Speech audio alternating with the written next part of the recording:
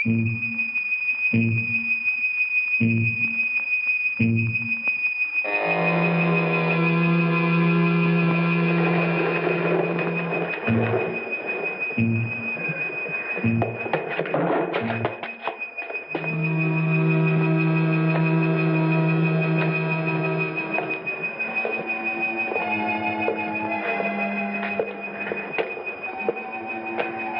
চাই?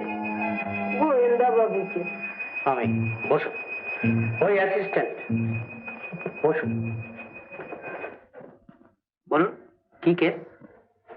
আমার কমলাকে খুঁজে পাচ্ছেন না? কবে থেকে? কাল বিকেলে সেই যে বেরোলো। আর ফেরেনি? হ্যাঁ, তোমরা আমার কমলাকে খুঁজে দাও বাবা।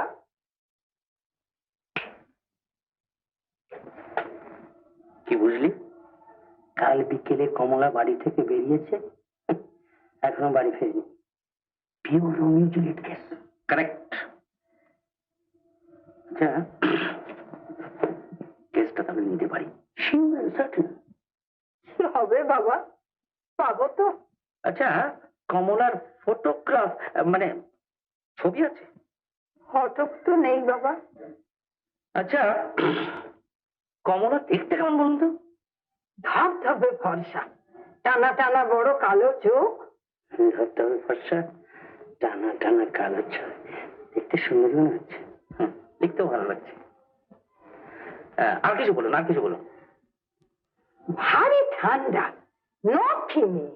না না, কোনো ইম্পর্টেন্ট না। আচ্ছা, আর কিছু বলুন না। বলছি বাবা, বলছি। রোজ 250 দুধ দেয়। দুধ? দুধ? দুধ দেয়?